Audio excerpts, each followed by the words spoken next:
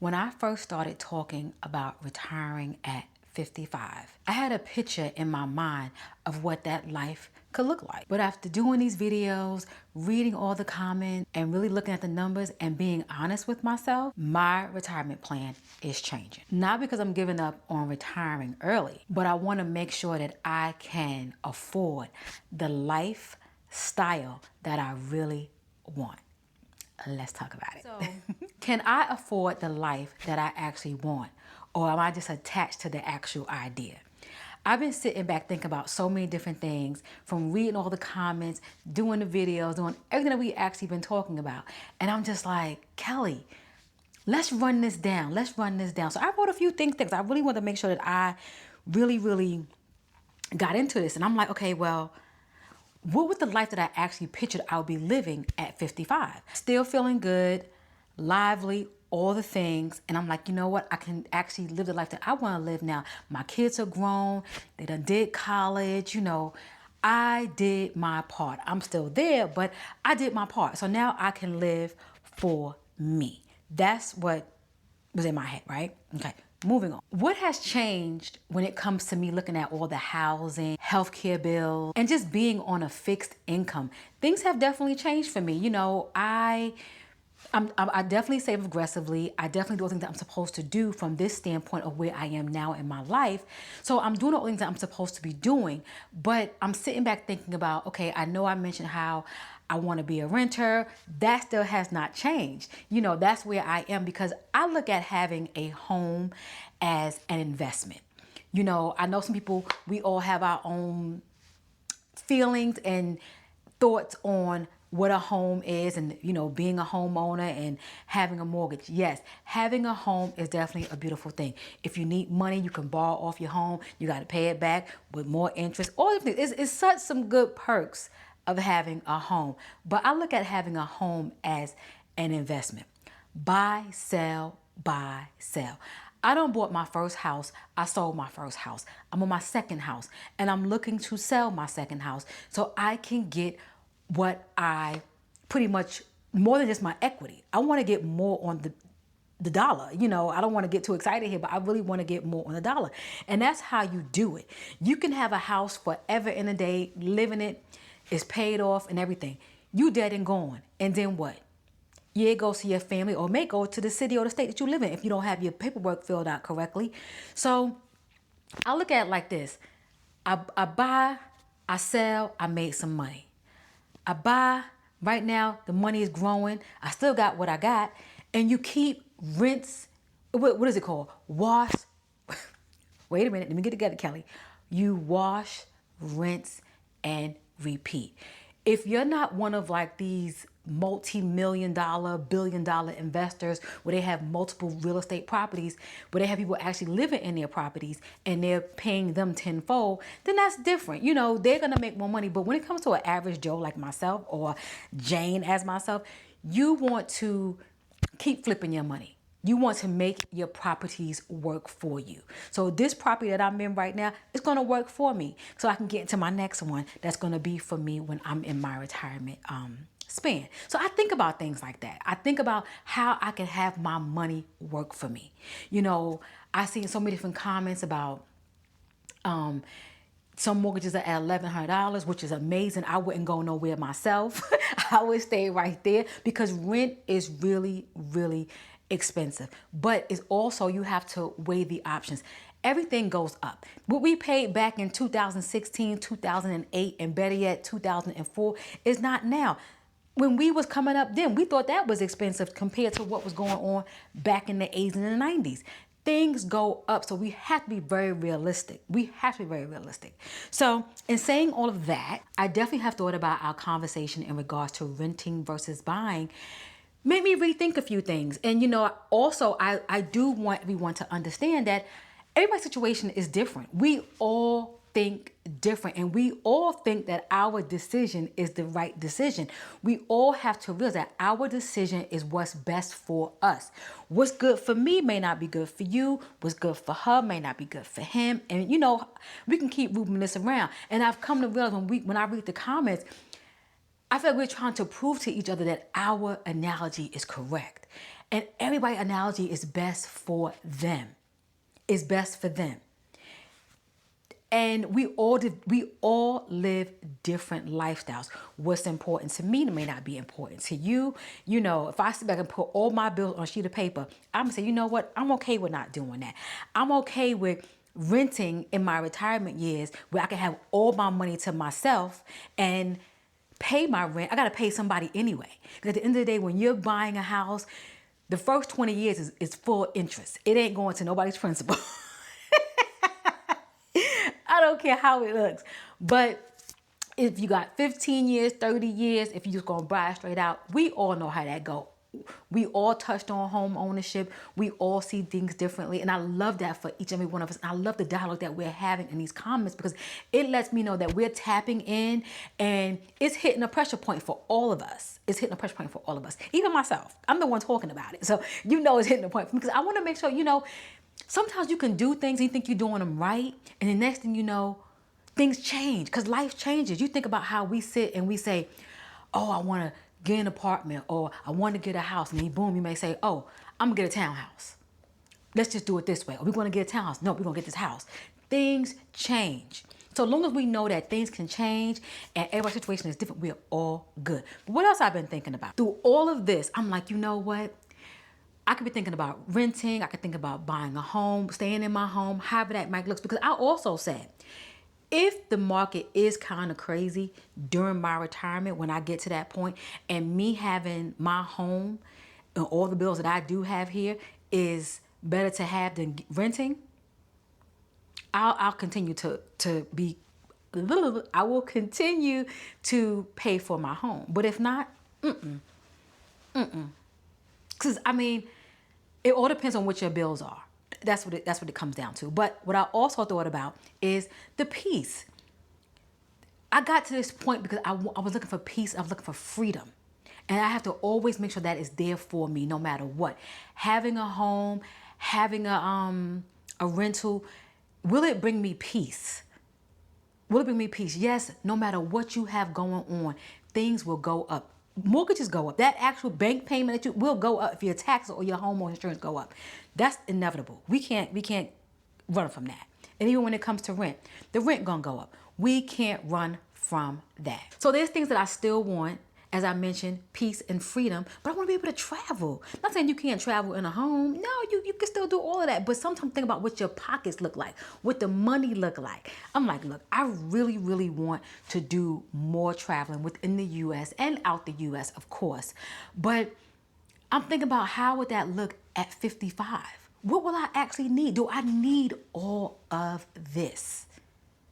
Do I need 5 bedrooms?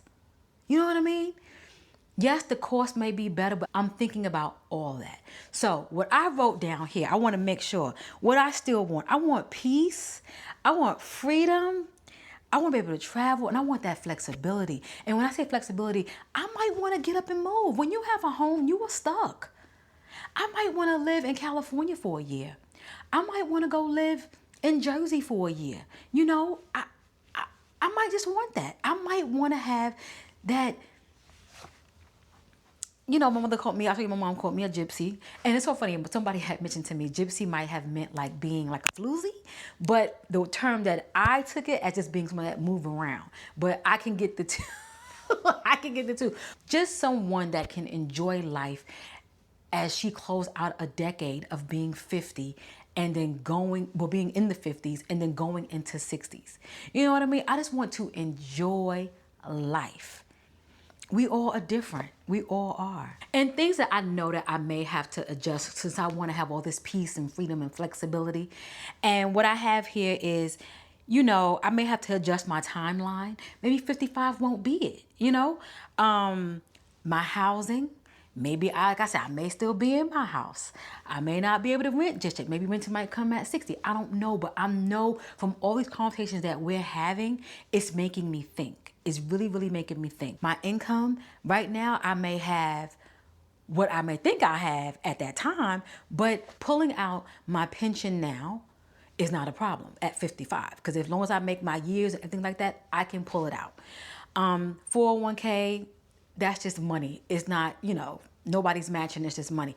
But all my other investments and things like that, I can hold off without taking that out just yet. I can live off of other things that I do have. So I've been thinking about everything, and I am going to talk more about that in regards to diving deep more in the finance aspect of everything, because there's some things that we definitely want to know. It may not be concrete numbers, but it can definitely, get our wheels turning and gears going, that we can actually say, you know what, we're on the right track, we're not on the right track, and I need to do a little bit more aggressively in saving and pushing back. Or better yet, move and, maybe downsize in rent or downsize in housing.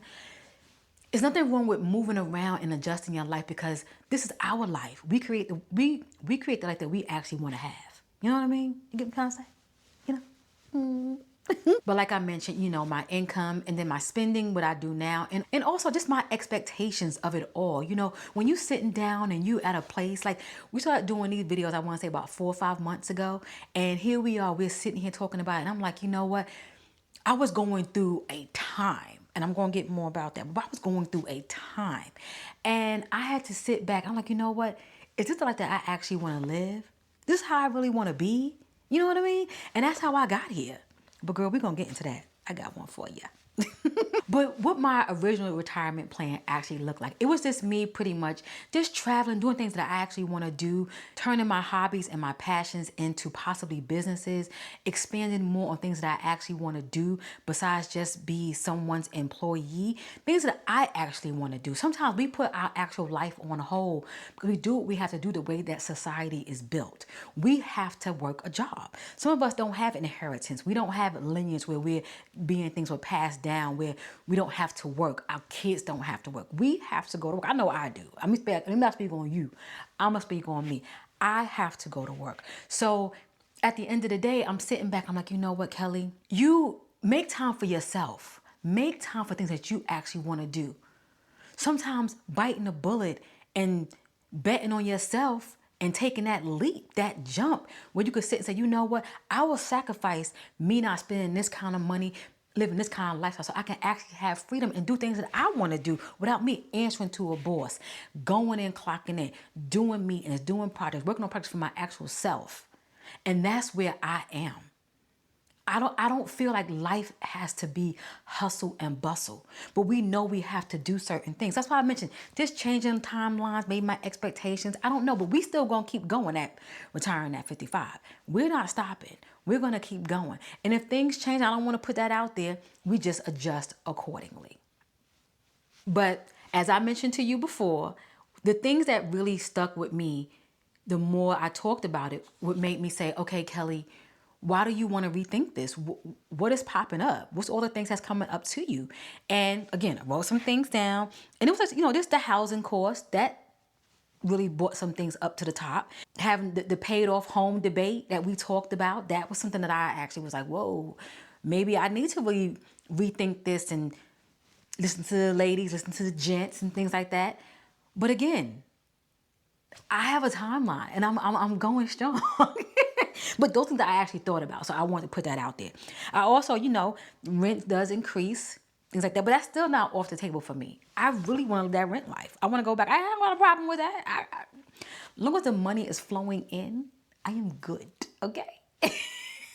The health care before the Medicare kicks in, and if you do have your health care, what will that actually look like? Is it full what you had when you were working? Do your job even give you that? I'm very fortunate that where I work for, my employer definitely gives me my health care on my exit. So I will walk away with my health care. I know a lot of employers don't do that. They don't give you your health care. You got to get COBRA, or you got to go out and buy something. So I will say I'm very fortunate in that aspect. I got down here living alone. I'm okay with living alone because I do like my peace. I do what I do here. So I don't need to say, oh, I need to have a partner to pay half my bills, go 50-50, or just share expenses with. I don't need that. I can do that by myself. So I don't need that. So I don't have to rethink that portion of it. But I know for some of us, we do have to think about that if we are with a spouse or with a roommate or living with individuals or a partner, however that might look for each and every one of us. That's all different. But that's not something I think about. But I also think about repairs. I mean, I know repairs don't happen often, but when they do happen, they happen. And I sit back and think about if you got to pay for something, you know, $1,000, $4,000, one whop, put it on a credit card, pay it out in cash, however you going to do it. You still got to pay for that on a monthly basis. You know, you got to put that money back. So you still have to pay something on a monthly basis, however that might look. Some of us may have it, some of us may not. But I'm speaking for Kelly right now. Okay? However that might look. And just thinking about all of this just being on a fixed income, you try to figure out a way to optimize your living expenses, healthcare expenses, and just doing life, groceries, you know, medication, trips, you know, who knows what you have to be on, all the things, right? So we got to think about all of it. We got to think about all of it. So I want to share with you how my plan is changing a little bit. You know, we're still on track to retire at 55, but I want to share a few things, you know, that I'm doing. And that is creating more streams of income to assure that I can stay on track and be on track and maintain on track. And I don't want to sit back and say, change my timeline and be like, okay, retire at 56 or retire at 57. If need be, when we get kind of close to it, if that has to happen, I'm okay with it. But I definitely want to push myself and I definitely want to set myself up for success. And if anybody's on that same journey with me, we can work on this together because I really want that for myself. I really do. I really want to have the best time of my life and do things that I actually want to do at 55. Not that I can't do it now or even do it later, but you know, we don't know when our clock is out. We don't know any of that. This is all based on science, biology, the universe. We have no clue. We could try to live a healthy life, eat right, do right, but we don't have, all we know is we come into this world and we enjoy it, and we all know that we have to leave someday. And we ain't coming back. So while I'm here with this one good life, I'm going to enjoy it and I want to share it with my daughters and I want to have a good time. That right there. If downsizing has to be one of my things to live a good life and retire at 55, I would. I mean, I have 5 more years to decide if I want to downsize and say, okay, you know what, I'm getting closer. Maybe I might find me a senior development. Maybe I might, who knows how that might look. I am open. I am not closed-minded to any of it because at the end of the day, sometimes we get so caught up in society norms and what we got to do. Oh, do it this way, do it that way, do it this way. We forget about what we actually want. And one thing about me, Kelly lives a life that she actually wants, not according to society norms, because that will tear you to pieces. I have been down a rabbit hole with many things in my life in regards to the society norms, and it didn't do me any good because society norms are rules made by, yeah. So in addition to creating more streams of income, downsizing if possible, it would be being realistic about my monthly spending habits and also, let me see, investing more. That's something that I feel is so important. So that's like being realistic with my funds, not spending too much, don't do anything too crazy. Like right now, I got like 5 pair of shoes in my Nordstrom's cart and I'm like, I'm ready to hit go and purchase so it can come to the house. But being realistic, do I need 5 pair of shoes? Yes, I do. But do I need 5 pair of shoes? No, I don't. And it's like, you know what, Kelly, if you're going to get 5 pair of shoes, how about just get maybe 3 and use that money and go invest it? And that's where I'm looking at in regards to like being more realistic about my monthly spending. Just because you have it, I mean, you need to blow it. Put it somewhere where it can actually work for you. And then you can be more appreciative later and you can buy the 5 pair of shoes later. Maybe. So now I want to bring it back to you. What does the life you actually want look like? What does it look like? You know, you may not want to retire at 55 like me. I know some of you already retired. Some of you retired at 49. Some of you retired at 52. Some 55. Some are on their way in like 2 years, depending on how old you are. I read the comments. Let me tell you something. I am living vicariously through you when you say all the things that you guys are doing, because at the end of the day, that's where I want to be. And we're going to be there together. I can't wait for us to have like a daytime lunch brunch. I'm not at work, but I'm sitting here brunching with you, or we doing something together. Absolutely, I am there for it. But let me know, for those of you who are ready to retire, what that look like? What that look like? Share with me. I want to know. Share with everybody. I still want to retire at 55, but now I'm not just asking, can I retire? Can I afford the life that I actually want to live when I get there? And that question changed everything. Ladies, this conversation will not end right here. I just want to open a dialogue because you guys know I've been thinking about a whole bunch of things. And I just want to say I thank each and every one of you. I read every comment. I know I may not respond, but I read every comment. And that's why these conversations are still going on. And that's why I can communicate and talk to you in this manner and let you guys know that I hear you, I see you, I understand you. And I love the fact that we have our own opinions and where we are in our retirement, on our downslide, on retiring early or retiring at the time we're supposed to, if it's 59 and a half, if it's 62, whatever that might be, or if it's 67, 72, you know how that go. But wherever that might look for you, I'm hearing it, I see it, and we're going to keep this conversation going. I want to say thank you, okay? Thank you. One thing I actually want to tell you is we are all embarking on a journey that is going to change each and every one of our lives, because we're all embarking on different decades of our lives, and it is like amazing. But I don't want to get too deep. I want to say thank you each and every one of you. And if you are a Black woman over 40 and you enjoyed this, go ahead and hype this video up. You know how we do, because it brings more women over here to us that are like-minded, that want to hear conversations just like this. And if you know another woman over 40 who enjoy a conversation like this, go ahead and share it with her, and I will catch you in our next conversation.